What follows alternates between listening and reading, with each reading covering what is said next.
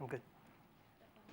But first, for a message from Remington Rand, we switch you to the CBS remote unit.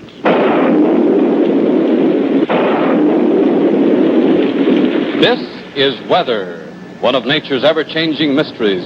It affects every one of us every day of our lives, and yet we know relatively little about it. Weather, that's something we'd all like to do something about, isn't it? And so tonight we've brought you down here to Remington Rand's New York Computing Center in order that we might show you that something actually is being done about it. The hero of our story tonight is the giant electronic brain developed by Remington Rand, UNIVAC. Now, recent experiments show that future use of UNIVAC may give us faster and more accurate weather predictions than were ever possible before. You see, UNIVAC can take the past histories of thousands and thousands of storms, analyze them, compare them with developing conditions, and make predictions, all in a matter of minutes. Calculations that would ordinarily take hundreds of man-hours to complete. Data from guided weather rockets, radar observation stations, weather stations, all of this can be fed into the computer through these magnetic tapes at a rate of 12,000 numbers or letters per second. The memory tanks make immediately available 12,000 additional units of information. And all of this complex weather data is analyzed in the heart of the UNIVAC, the electronic central computer, capable of making over 2,000 mathematical calculations per second. Thank you so much for the quantum computing introduction. I think that Rodriguez has probably a little bit to do with that. And this video, it reflects a little bit of the work that we've been doing over the years as computer scientists, measuring different types of things, sensors, networks. That was a weather network, taking into large computer, try to make predictions. And you know, it's the 13th year of IMC, and we thought it was a good time to do some reflection of where we are. I used it also time to reflect about myself, what I've been doing, and the industry, and trying to see ways that we're going. You know, what do researchers love to do? I think the first thing is they like to pick international conferences in nice places like Barcelona. Then they try to put their Google Maps full with nice restaurants to try around, and then obviously get their papers published in the venue. Now, before I start, I'd like to thank the great research team that is making some of the work that I'm going to present possible. And if you have the chance to interact with them during these days, and if you want to follow up on some of the topics, please do. Now, what I wanted to do at the beginning of this talk is first do a little bit of measurements work myself. So what I did is I went into the IMC digital library, and I started looking at some interesting stats of how this community grew over time. I don't know if you know about it, but this community started with 4 people. It was Bala, Jennifer Rexford, Vern, and Christophe, that they were around drinking some wine around a table, and they wanted to get a community that would be able to get some good, interesting measurements work. And there was a lot of frustration because there was no good venue out there to publish it.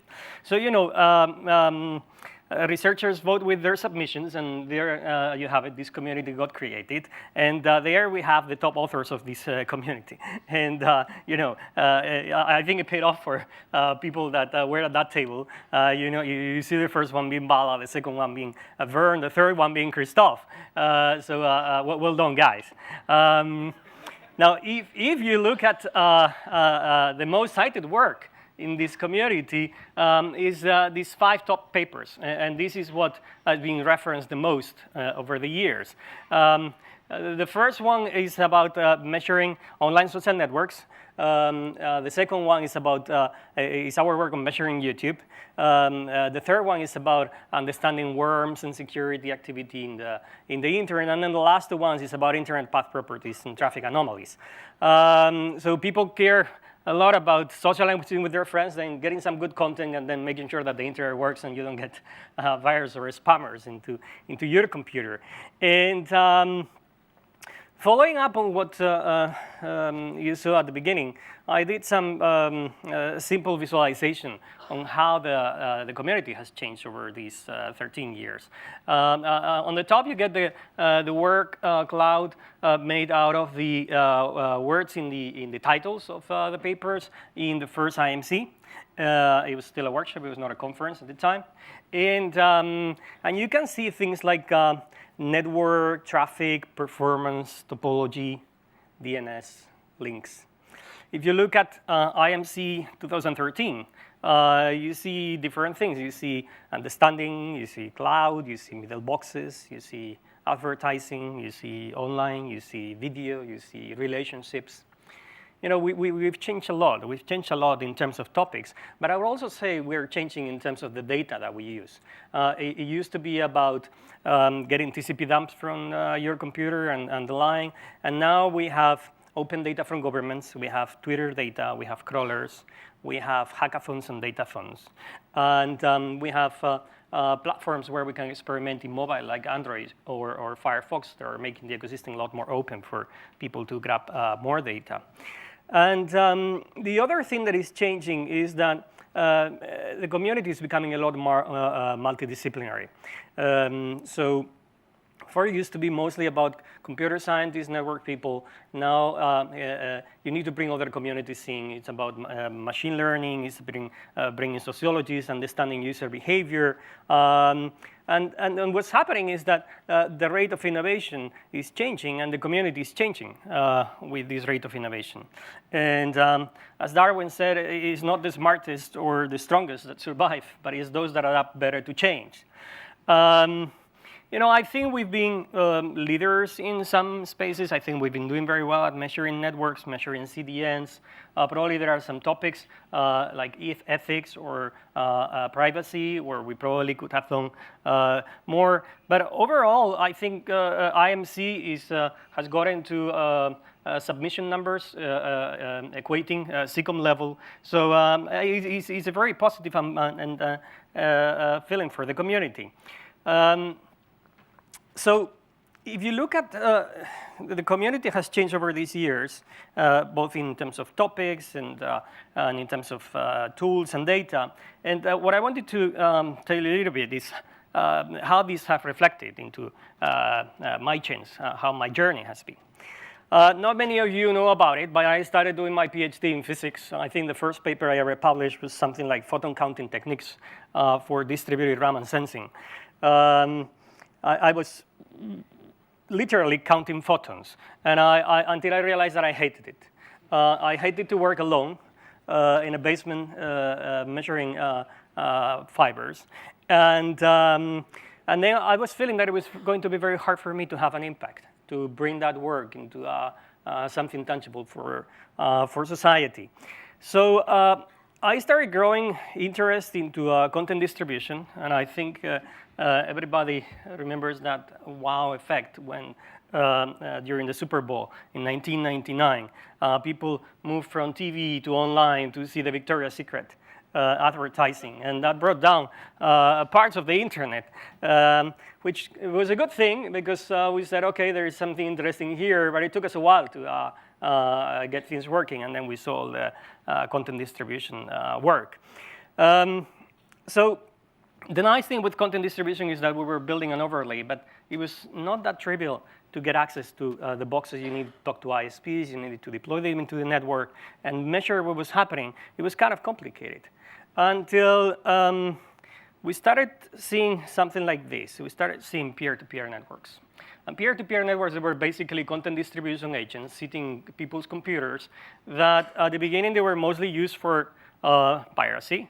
And then all of a sudden, we started thinking of them as a distributed platform for testing and experimenting, trying new naming mechanisms, trying routing, trying search, trying content distribution algorithms. It was really an experimental platform where we could really do a lot of things. And I think that movement has continued to things like Airbnb, the sharing community, or things like what's happening every year in the desert of Nevada with Burning Man, where people are taking all these peer-to-peer philosophy and principles and getting together to test new ways of governance and self-reliance. But going back to my story, I realized that something that was being used for piracy, we could use it for measurements. And I joined Microsoft. And one of the first things that I realized is that Microsoft had a lot of content distribution problems. They had a Windows update system, 350 million computers. They had to patch in a few days. Bandwidth was still expensive at the time. They also had a large number of other content that they had to distribute.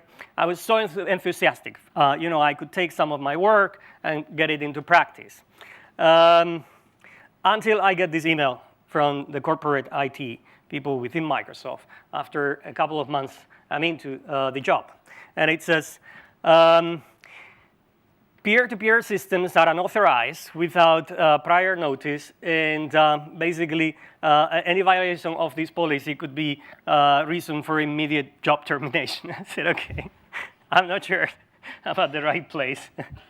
And this is going to be harder than I thought. So what do you do when you get something like that? Well, you go directly to the boss, right? And what we did is we wrote an internal memo. And this internal memo was saying, revolutionizing content distribution. We think we can use all these peer-to-peer networks to make content distribution cheaper, use end system computers to distribute patches, to distribute Microsoft content. And we sent it within Microsoft. And then within a few weeks, I get this email from Bill Gates' technical assistant. She's seeing all my bosses. That's it.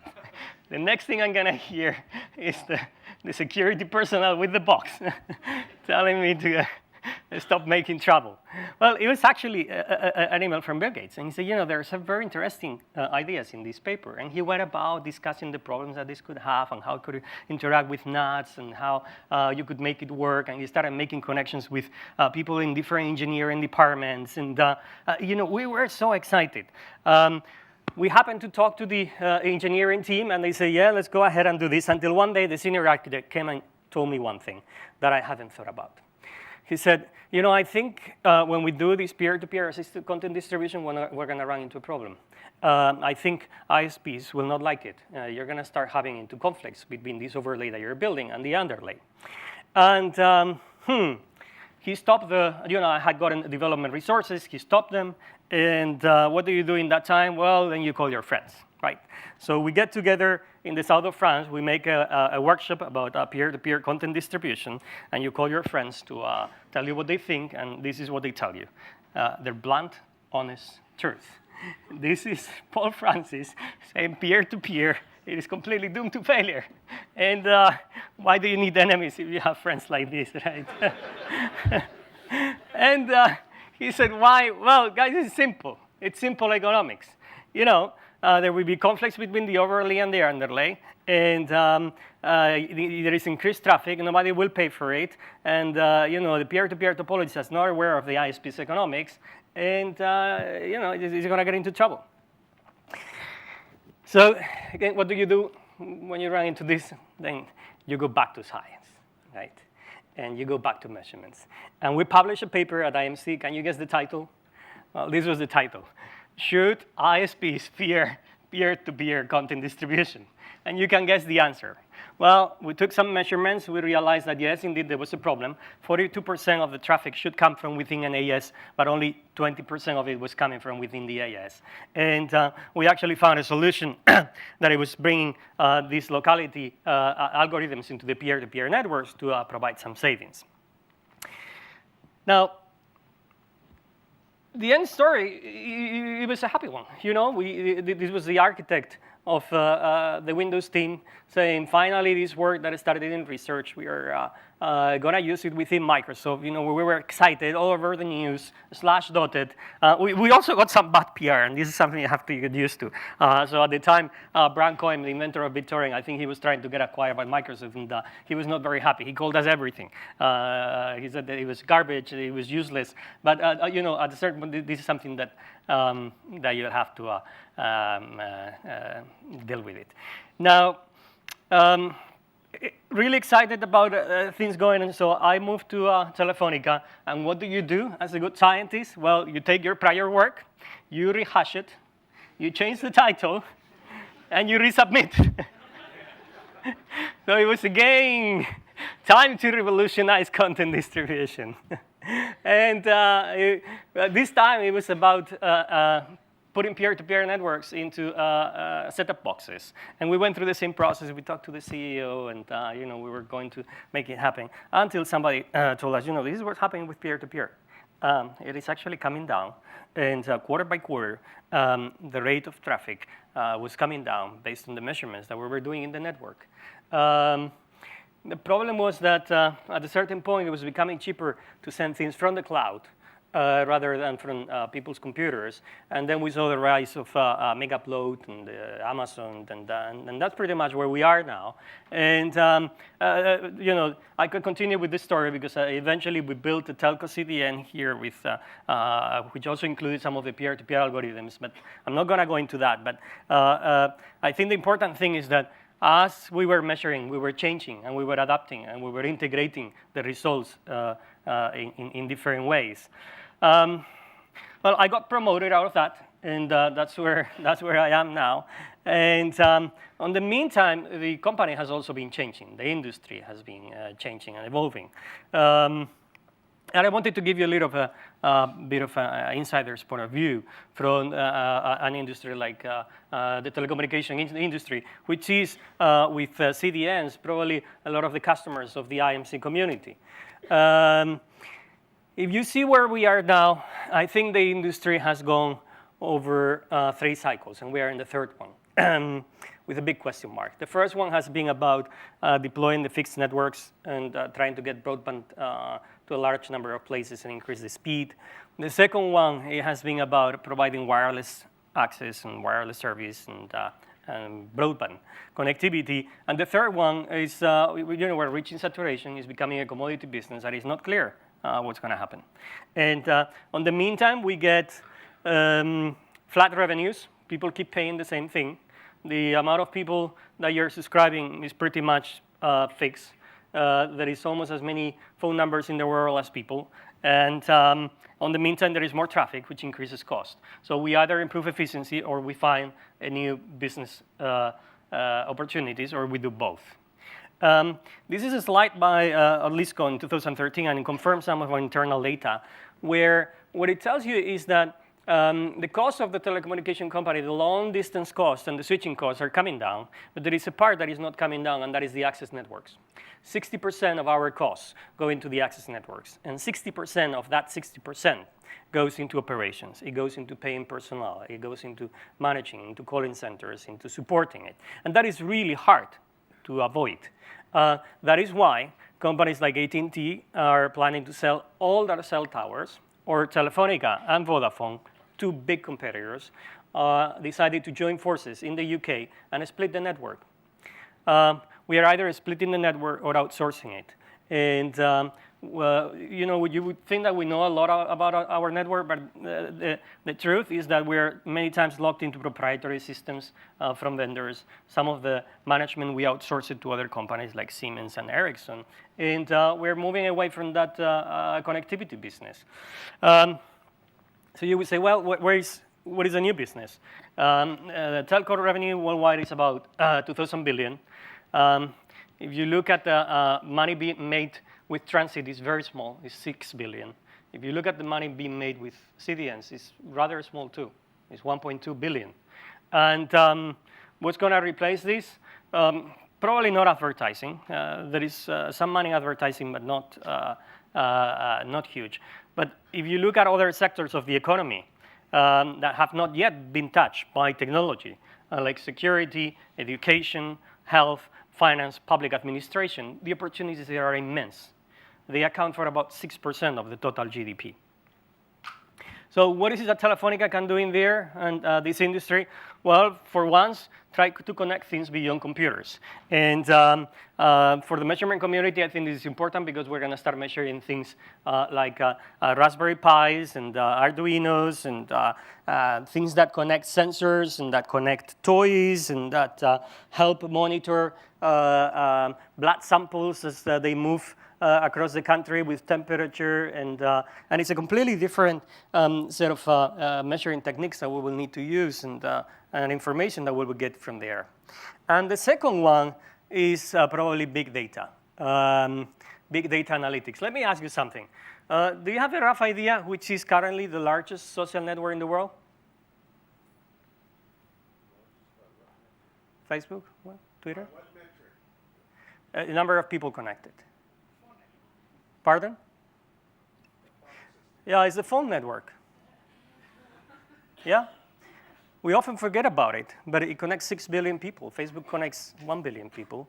It's not an explicit network, it's an implicit one, but it's a very valuable one. It's a network where there is people that you talk to. And it's authenticated, and has a billing relationship, and it has location information, and it has a huge scale, and is universal. And if you use it in an anonymized and aggregated way, it can help transform the information industry. It has some very nice properties. I don't know if you've ever looked at your phone graph. Probably you've looked at your Twitter graph and your Facebook graph, but this is my phone graph. This is my phone number. If you got a +34, I'll probably get a ring message now up there. And you can see the set of people that I call the most, which are, I'm in yellow, yeah, yellow. And the set of people that you call the most as the first circles, and then the second circles are the friends of my friends. And I've realized who is close to me and who is not, and that some friends of my friends are closer to me than my actual friends. And there is a lot of information in there. And how this data comes about? Well, it comes about from what is called the call description records. It's information that we need to route to get the calls to where they are and to locate where you are. And there is a large amount of information in here. So Google parses about 3 billion search records every day. Just O2 in the UK parses about 1 billion of these CDR records every day. And let me give you a quick demo of how this looks. This is a map, a color map of the city of Barcelona, and it's colored by the activity of the mobile phones. The different colors represent different activity patterns. And for instance, in red, you have the industrial area, and this is the harbor. In green, this is the residential area. This is where people call in the late hours in the evening until they go to sleep. Then you have the shopping area, and this is the diagonal area. And then you have the yellow area, which is where you have leisure. People go there during weekends, late hours at night. So the call profiles are revealing what is happening in the city. Now, if you've lived in Barcelona for a while, you will say, well, this is sort of obvious. I know where I can go shopping, and I know where is the beach, and I know if I want to go out that I have to go into these yellow spots. But there are a couple of things interesting here. There is this yellow spot here, right in the middle, that has the same color as the beach. And if you look deep inside, this is a market. This is a food market. And it tells me that it's a leisure place. If you look deeper, what's happening is that over the weekends, young people get together to exchange stamps, and it's a collection, it's fair. So it has the pattern of more of a leisure place, something that you wouldn't expect. Now, if you look up here, this triangle up here, it has the same color as the shopping area in Barcelona, but if you ask a local, he would never go shopping there. If you start zooming in, you will realize that this place has swimming pools, it's got universities, it's got hospitals, it's got a couple of subway stops, and a nice connection to the rest of the city. So it would be the great place to put a new shopping center. But this information is something that you don't know. It's something that gets rebuilt through measuring this data. And can you imagine how important this would be for city planners, but also for helping society start doing measurements for social good? This mobile phone data can help governments and institutions to provide updated census information, like socioeconomic information, poverty, global health tools for pandemics and crisis management, the maintenance of public infrastructure, or helping during the massive events like the Olympics and the World Cup. We're doing something similar now in Guatemala, where the Roya fungus is currently destroying the the wine crops, and people are migrating from Guatemala into Mexico, and we're trying to see how those phone trails can help the local government help those people. So all this is useful data, and it's useful applications from Internet of Things to big data. But I'm going to tell you about a couple of things that are exciting me at this time. And the one that is getting me excited is personal data. I really love this quote that Bala sent me once. It says that the police destroyed privacy in communist countries. The journalists have threatened it in democratic countries. And the people themselves are losing a taste for a private life and a sense of it. And I believe that as individuals, we are leaving data traces, network traces, location traces, call logs, web mining information, shopping behavior that are revealing a lot of information about ourselves, and that we should probably regain it back. We should probably know about ourselves as much as others know about us, because that information could be very useful for you. It could help you show your credit rating. It could help you get access to discounts. It could help you get a reduction in your insurance rate if you show your company that you drive well. And as you have these interactions online, you are revealing multiple of your data souls, multiple of your personalities. And I believe that we still live in a data desert. We probably don't know much about ourselves, and I think this community can help a lot by looking at the data and understanding how that personal data is, could help the individuals. All these data trails and whereabouts are being left in the network. And I think for the individual, it will become very important to take that information, put it in one place, in one data vault, and start having applications and services that use that data, that personal data. Because I would claim that we used to write applications and services for computers first. Then we moved to writing applications and services for the cloud. And now we're going to write applications and services for the individual as a digital data representation of himself. We started to do something like that. You know, we're taking that data and giving it back to the individuals.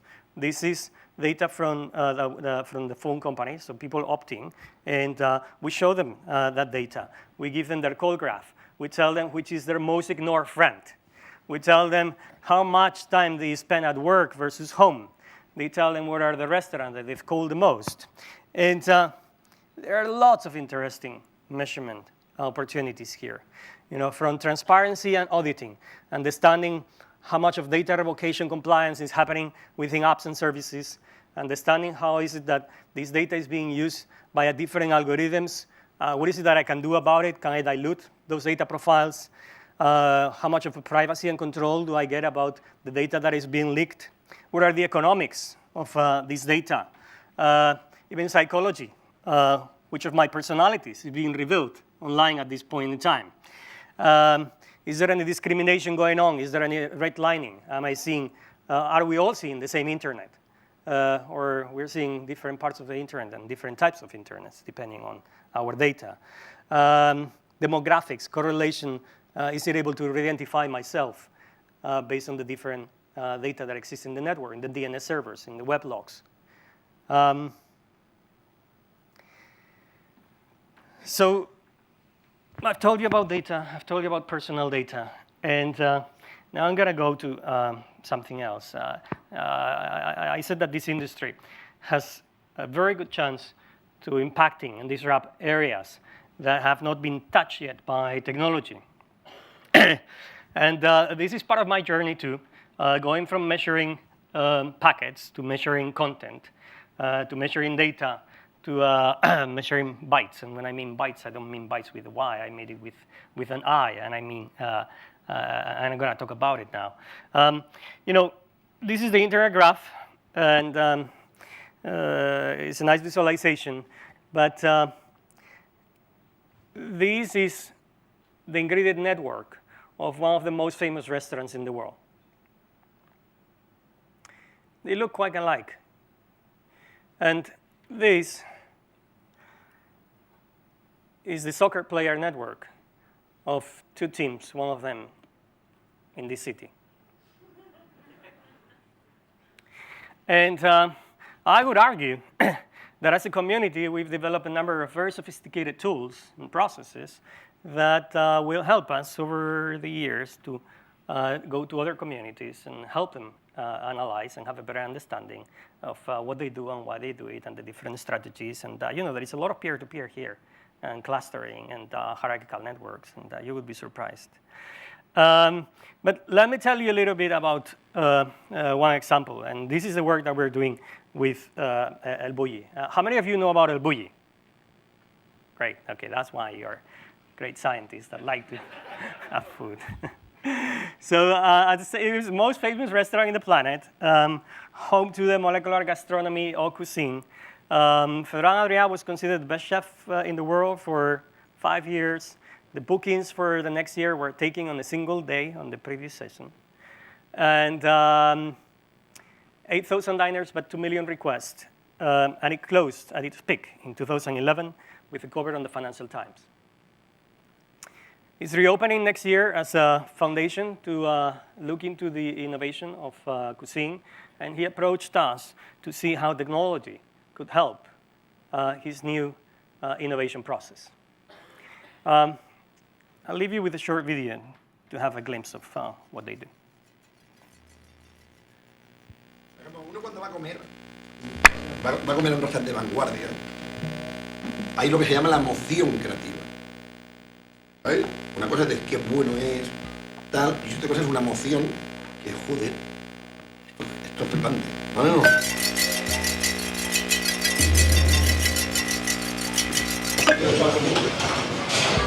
¿Cuánto alquileres? Sabes, tú ves aquí. No de manera, ¿eh?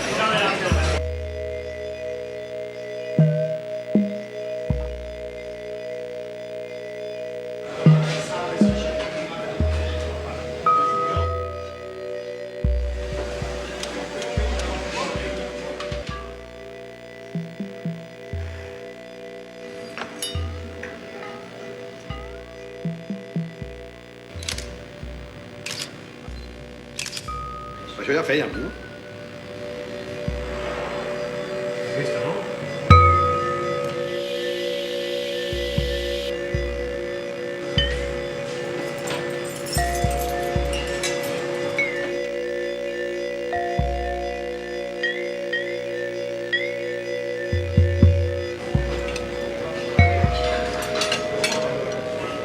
Champiñón sí, ¿no? Yo he probado champiñón.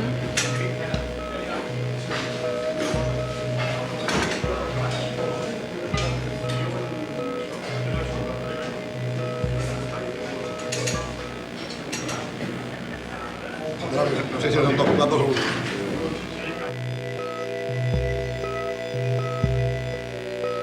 ¡Dos algas, al favor!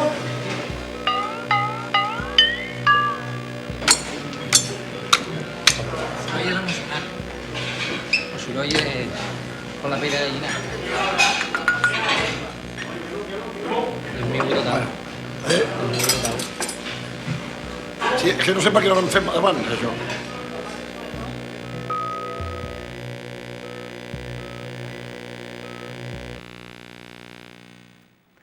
So if you take those beautiful dishes and you start doing measurements to them, it turns out to be something like this from one of the perspectives. This is the ingredient network of El Bulli over the years. And this is actually a tool that we're giving them to understand what combinations work and what combinations don't work. So they can take the different ingredients and go to one of them and understand what type of combination they've done over the years and get suggested new ones. And you would be fascinated by the amount of similarities of the work that we do every day with networks and the work that is in here. If you take that, if you move from measuring data networks to networks of data, you start realizing that, and you take ingredients and you start decomposing them into their flavor compounds, you start realizing, for instance, that pork chops, fries, and mushrooms, they all shared a lot of flavor compounds, but they were never making it into a Michelin star restaurant. Because what makes this food unique is things like having a higher level of entropy and a particular combination between things that you're used to and things that you are not used to, and how it designs a path for different ingredients in your mouth. I'll leave you with a final video. Cuando Telefónica me comentó para ser embajador de la marca Telefónica Figurar, una empresa de 200.000 personas, es la responsabilidad que es para mí quedar bien con ellos, ¿no? Es decir, que ser ético, honesto, es una responsabilidad. Al final la innovación, la creatividad es una actitud en la vida. Es levantarte por la mañana y hacer cosas.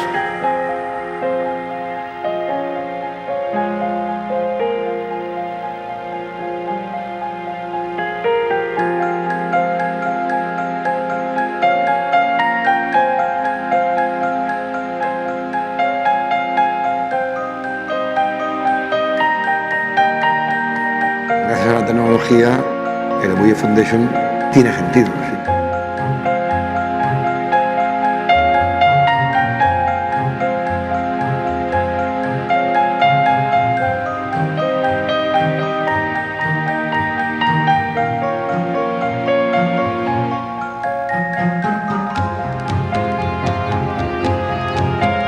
La gran cuestión es el compartir el conocimiento.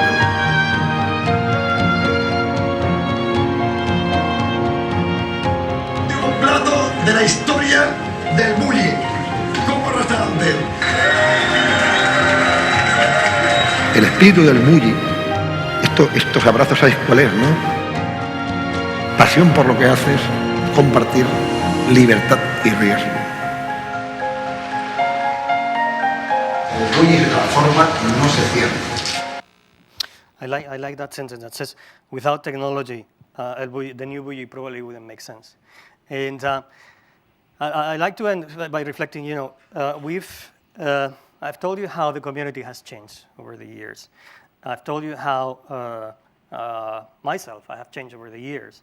I've told you how the industry is changing over the years, and some of the things that I see upcoming in the personal data space and helping other communities, other industries innovate. But I'd like to reflect a little bit about what this means for us, for our community, and the methods and tools that we use. I would say that measuring at the time when this community started 13 years ago, it was hard. It was harder because they didn't have the tools and they didn't have the data. But at the time, it was easier. The complexity of the internet, it was smaller. There was not Web 2.0. There were no social networks. There were only privacy issues. And today, we are in a much more complex system. We are swimming in an ocean of big data. And when you swim in this ocean of big data, there are a number of problems that you're facing. Imagine that you want to measure this iceberg. And the problem that you're going to be facing is that this iceberg is changing all the time. There are parts of the iceberg that have gone, so there is data that you will never be able to find. The iceberg keeps increasing as more water starts getting frozen around the iceberg. And the other problem is that we often just see the tip of the iceberg. There is only 10% of the iceberg that is on top of the water. And there are very strong winds out there. And we all believe that is those winds that are moving the iceberg. But it's actually the 90% that is below the surface that is moving the iceberg. There you have very strong water currents. And you need to go deep and deeper, and it gets darker and harder. And you get issues like economics, sociology, incentives, politics, policy. it is getting harder and harder finding causality and trying to be objective and trying to define the data sets that you have. And the other thing that I think is happening is that the distance between this community and the community that is actually building things in the new era, the kids that are defining the privacy policies in Facebook, they're defining the new user interfaces, is becoming wider. So our opportunity for impact is the distance is becoming bigger. Now, I would like to propose a solution to these problems. And to this problem of causality and the impact that we can have in our community. And I think that the solution lies into these 5 steps of research. The first one is observing, and we see it all the time in the papers that we write. The second one is interpreting some of these results. I think the IMC community does very well there too. Trying to suggest a model, and sometimes we go that far in terms of the tools and the findings that we get. Validating those algorithms, but we rarely go into the last phase, which is the controlling, where we design new systems and we try to modify them. I would say that in order to fix those problems that I described before, there is another step. There is a previous step before you start observing. And it's a step that sometimes we're blind to it and we pay little attention. And that step is why. Is why we are observing that thing. Why do we think it's important to measure it? Why others should care about it and not just me or my team. And as scientists, we often forget about this why. But this why is hugely important. It is our compass, and it is the one that drives us through that ocean of big data. It is the why that gives you the context and focuses your attention, reduces the complexity and helps you argue about a certain thing. But it also connects you to others that can take your work and make it happen. In preparation for this talk, I talked to a number of senior people that are here today. I talked to Walter, I talked to Dina, I talked to Bala, Mark Rovella, and they all share their whys. They had very strong whys. Some of them I used them to work on my talk. I have also shared some of my whys, what I did, what I didn't do, why I have changed, and why I moved into different directions. And we all have a different why, and it is hugely important that we have it and we share it. So what I would suggest is that tonight you take a good glass of Catalan wine. You toast to this community, cherish all the work that we've done, and allows you to do a small thing. If you have some time, talk to your colleagues and share your why. It will make for very interesting conversations. Thank you.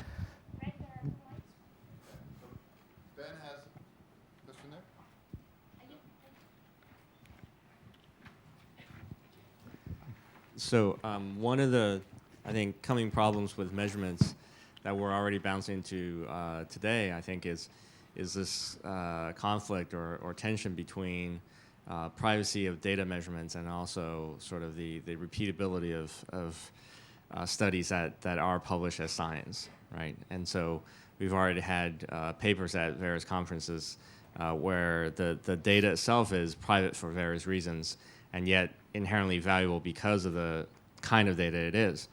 And so do you have any thoughts on moving forward, what the community can do to resolve some of these issues, and whether that's going to be a sort of a crippling constraint as we move forward? Yeah, I think we've tussled with that problem over the years, you know, first with ISP data, then with CDN data, and companies like Akamai, Conviva are very good at sharing that with the community so others can look at it and participate. We're seeing it moving up to the layers, and I think, at least personally, I'm seeing more and more of that data being made available. You have Twitter, you have hackathons and datathons. I think you're seeing more and more mobile carriers posting that data online so people can experiment and play with it. And I think that will happen naturally because it's on the interest of the industry to drive that forward.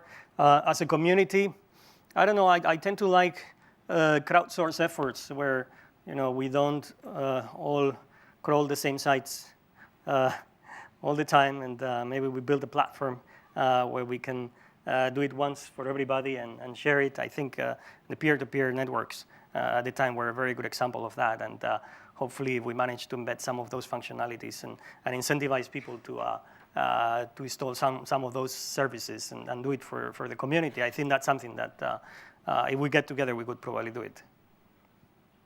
So I'll ask a question. You raised the issue of why.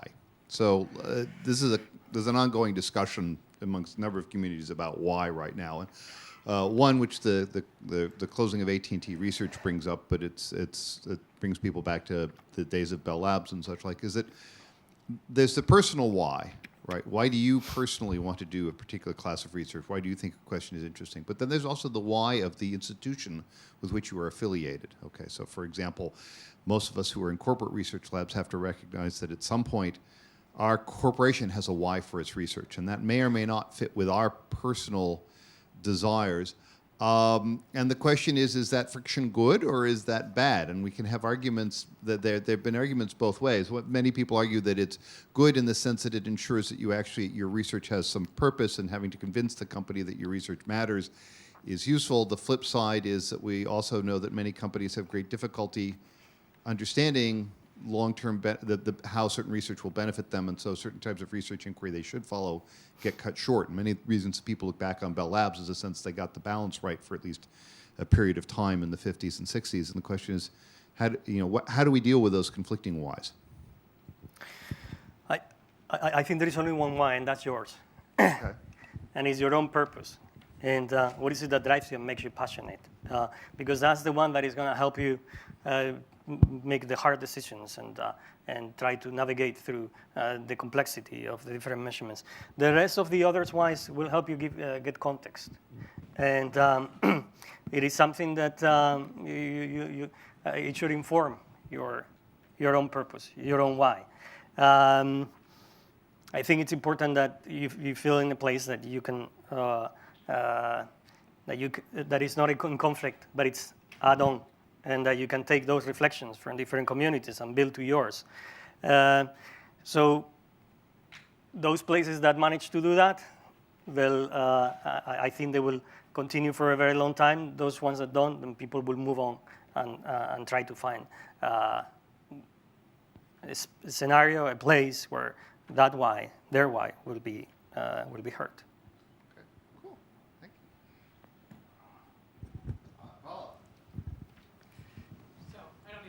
It's a measurement conference, so I need to correct the chair. AT&T Research is not closed. Use the mic then. That was the word that was going around. Right. It's not true that AT&T Research closed. They've changed the name of the organization. About 10 people were fired. There are still about 150 people working there, including me, at least as of today. So this does not mean it was not bad news, but it's not tragic. That's it, the word going around is something different.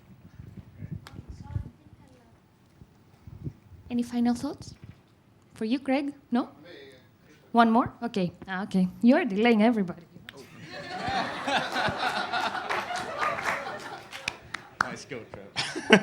Okay, I'll keep this very quick. I was just wondering, would you think, would you submit the work that you're doing on the LBE Food Network to IMC community, and do you have any thoughts on whether such type of work should be encouraged by the IMC community? In terms of the conference, in terms of its the scope of the conference. I need to ask the PC chair for next year, see what he wants. But I think I said it over the talk. The value of things is moving. our customers don't care anymore about so much the the bandwidth and the RTTs that we provide them. We're becoming transparent for a lot of the customers. You see the Kindle, it sells connectivity built in. It's really becoming a commodity. We're moving up the stack. So the question for this community is, we are very good at measuring things in the network. Now the question is why and what is it that you're going to measure out of that network? And we develop great tools. We develop great methods. We have fantastic data sets. And but I think consumers and customers are moving to where innovation matters the most right now.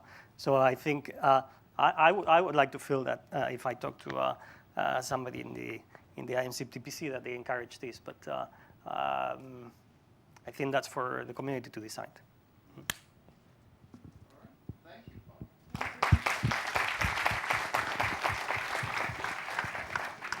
All right. What do I have to say? First, you can leave your things here because the room is going to be secure. You've seen we are very much secure facility.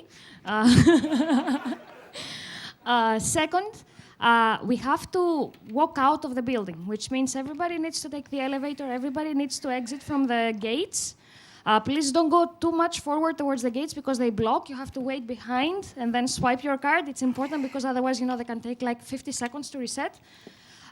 So you go down the elevators, you go to your right, and you exit towards the sea. There are some people, the people that hold these pieces of papers. These are the lists. I'm going to remind you what you selected on the website, in case you have forgotten. There are 9 more people holding these papers. If you find any one of them, you can ask anybody.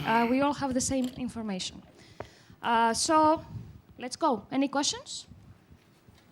No. Okay. Thank you, Pablo.